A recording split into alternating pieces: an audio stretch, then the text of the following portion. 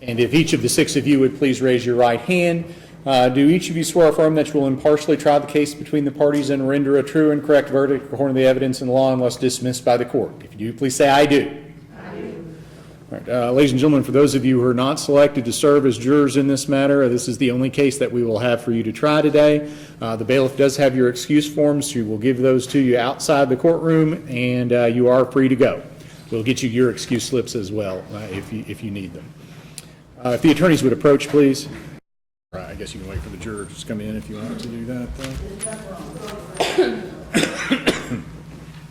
All right, we are back on the record on August 28th of the year 2015. Take up the continuation of jury trial Commonwealth versus Joel Van Sleutman. And the bailiff is getting the jury.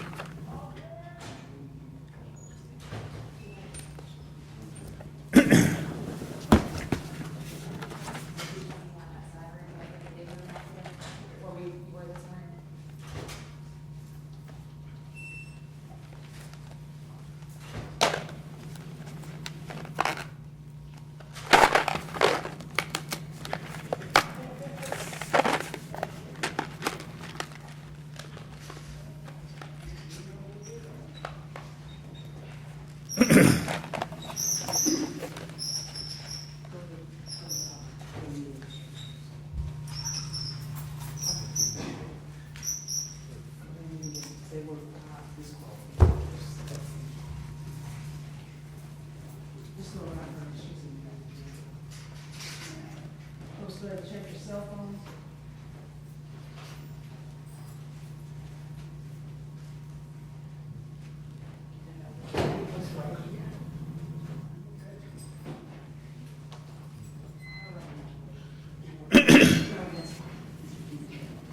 You all can see it.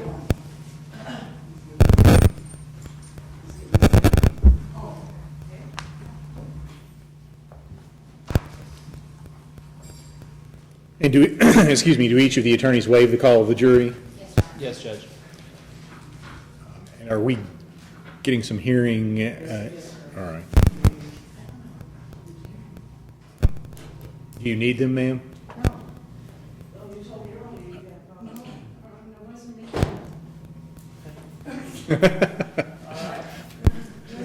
All right, well, if anyone decides that they need some hearing aids, then we do have the ability to do that. If at some point you can't hear.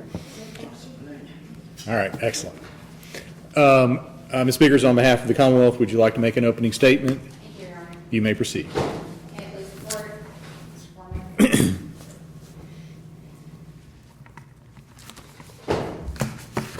After our opening statements, you're going to hear from several witnesses.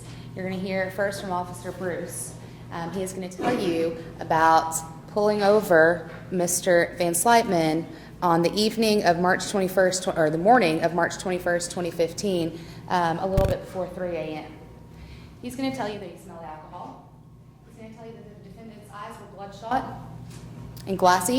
And he's going to tell you about the field sobriety test and how he observed clues of impairment in Mr. Van Sleutman. You're also going to hear about what happened after that, when he was taken to the Radcliffe Police Department and administered an intoxilizer test. You're going to hear that the result of that test showed that the alcohol in Mr. Van Sleutman's blood was a .087. Now, you're likely to hear from the defense side arguments about whether or not that test was performed properly. You will also hear from the technician that certifies that those machines are in working order. He's going to tell you that the way that the officer performed the test was correct. It was a valid result. The .087 was valid. You're also going to hear from a different police officer. He's now a detective. His name is Michael Berry. Officer Bruce was in training at the time that this offense occurred. When he pulled Mr. Van Sleutman over, he was an officer in training. That doesn't make what he did wrong. It doesn't mean that it's not valid. He had another officer, Detective Berry, with him observing everything he did. And you're going to hear Detective Berry tell you everything was done in accordance with protocol. Everything was legal. You're going to hear a lot of distractors from the defense. I'm going to ask you not to pay attention to them. You have to listen to them, but I'm going to ask you to acknowledge them, that they are distractors. That the Commonwealth is going to show that Mr. Van Slytman was driving in Hardin County with the blood alcohol level of a .087. At the conclusion of evidence, I'm going to ask that you find him guilty of that and of the speeding. That was the reason that you will hear that was the reason that that Officer Bruce initiated the traffic stop. So please pay attention to the evidence. Keep these thoughts in mind, and I will be coming back later to ask you to find Mr. Van Slytman guilty of both offenses. Thank you. Thank you, Ms. Biggers. Mr. Forman, do you desire to make an opening statement at this time, or do you wish to reserve? No, Judge, I'll make it right now. And if we could, can we move the podium just out of the way for me? Yeah, I don't need anything. All right. That good? That's perfect. Thank you. Well, let's do this, though. He need to have it up in front, because the only way that audio will be heard is if it doesn't, if you're in front of it, it won't pick up. If you're behind it, it will pick up. So, and it's about a 3 or 4 foot range. Can we put it like this, Judge? Once again, good afternoon now. I represent Joel Van Slytman, as I've said. In this case, if an officer fails to follow the proper training and instructions that he was given in the field, the results of his tests are meaningless. At about 7:30 p.m. on March 20th, 2015 of this year, Joel meets up with a barracks friend of his, Anderson, Bettine Anderson. They take Bettine's vehicle, they get in Bettine's car, and they drive to a friend's house. They rendezvous at a friend's location. Bettine is the DD.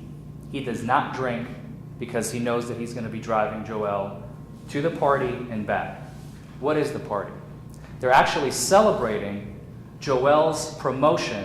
He's going to Texas, Fort Worth, because he's going to be promoted to an E5, the sergeant.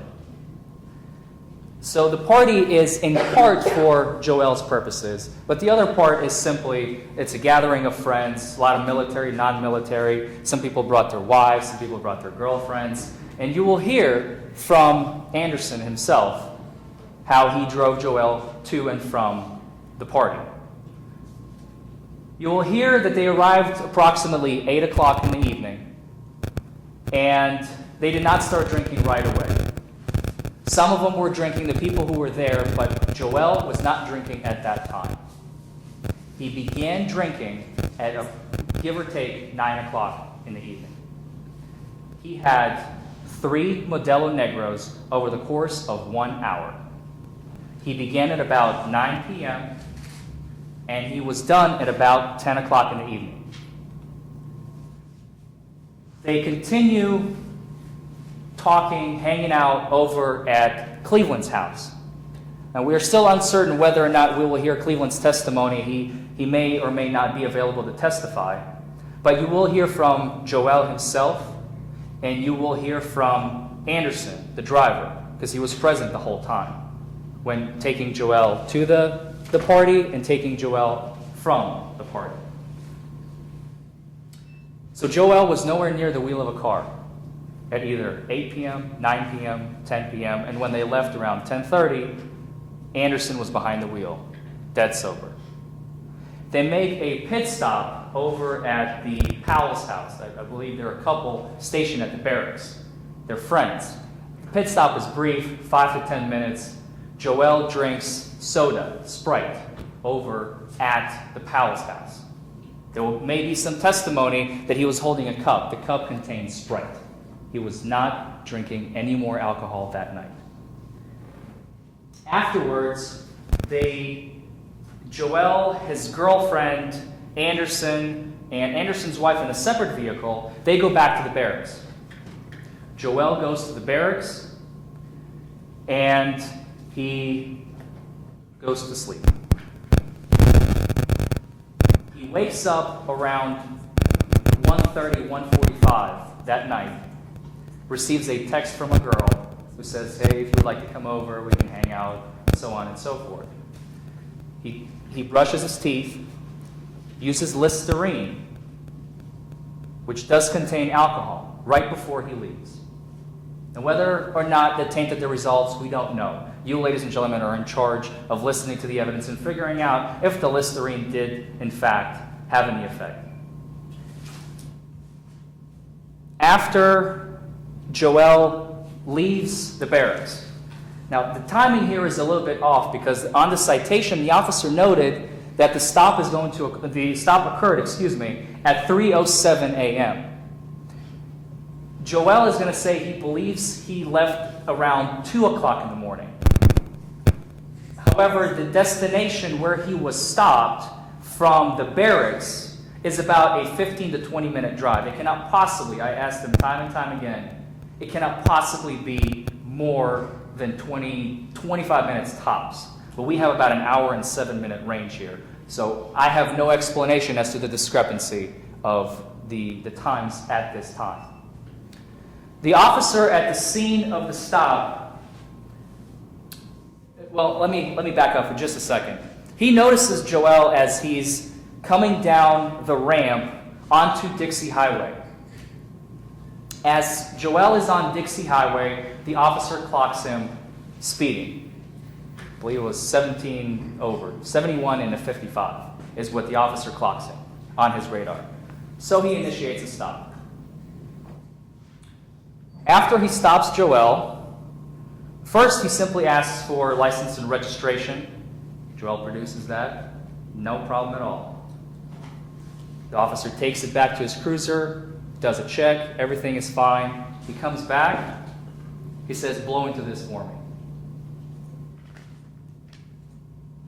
Joel, confused, gives him a sample. The officer says, please step out of the vehicle. The officer at this juncture has only been out of the academy about 3 to 4 weeks. He completed the academy in February 2015, and the stop is in March 2015. So he's a fresh recruit. And as you heard the Commonwealth already say, the supervisor, Mr. Berry, is also going to be taking that stand, I assume to fill in the details, because we can't get everything out of this officer. However, the supervisor will testify that the officer was the one who gave all the necessary instructions for the field sobriety tests and all the questions that he was asking Joel. So the supervisor was kind of like a watchdog. He wasn't the main character in this stop. He was making sure that Officer Bruce was doing his job correctly. So he was not an active participant. He was more of a passive observant with a kind of a checklist, making sure that the officer is doing everything right. The instructions were not given properly, and you will hear that from the witness stand. As a result of Joel performing the field sobriety test to the best of his ability with the instructions that he did not understand in full because they were not given properly, he's arrested. He's taken over to the Radcliffe PD Police Department.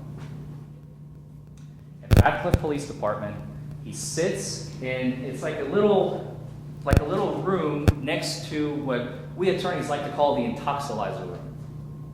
We call it that because it houses the intoxilizer machine, the Intoxilizer 5000 EN, where Joel is going to be performing his blood alcohol content test in just a minute. Over the course of the next 34 minutes, when the officer notes the time of observation beginning, they're supposed to observe whoever they're about to test for 20 minutes. Why? In those 20 minutes, if the subject burps, throws up, puts anything in their mouth, starts drinking, smoking, eating, it contaminates the results of the test, and they're not allowed to do that. The officer is supposed to ask, do you have anything in your mouth? Have you put anything in your mouth over the last 20 minutes, or 34 minutes in this case? Have you burped? Have you regurgitated? Have you thrown up? They're supposed to ask all of these things because if the subject says yes, the test must be delayed an additional 20 minutes. The officer does not do it in this case. All he asks is, do you have anything in your mouth right now? That's all he asks. He asks then Joel to perform the breathalyzer test in the next room.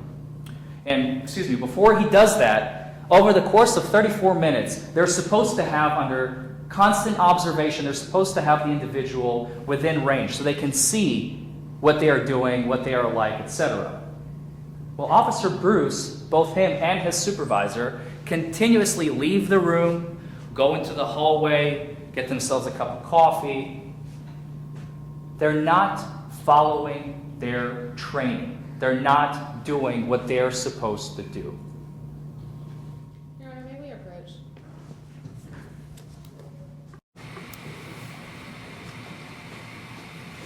This is a closing argument. He is not telling the jury what they're expected to hear during this. He is making arguments. I don't think it's proper for an opening argument. Judge, if I may respond, all I'm doing is I'm telling them what the evidence is going to show.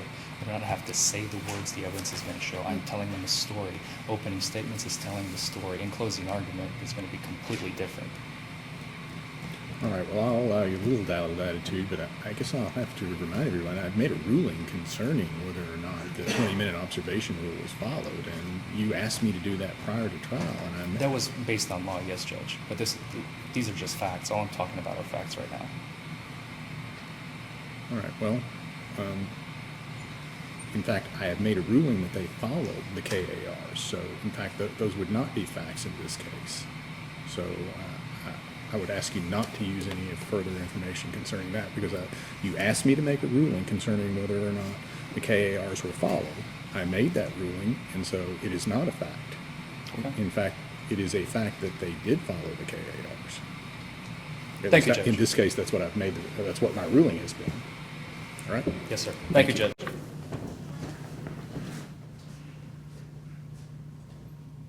They leave the room. They do not follow their protocol with regard to the 20 minutes. They are not there Your Honor, for the may full we 20 approach? minutes. That was the KAR. It's the information you just told him. Not to say. Right. Well, I'm a little confused in that, you asked me at the beginning, but prior to trial, to make a ruling as a matter of law as to whether or not the 20-minute observation rule was followed, including whether or not they were under constant. I'm sorry, Judge. No, Whether they were under observation or had a present sense impression of the defendant prior to giving the intoxilizer. I've made that ruling. In between the And now two you do tests, not Judge. get to argue to the jury that somehow that they didn't do what they were supposed to do, because I've already ruled that they did do what they were supposed to do. Okay, Judge. No more mention of that. All right. Thank you.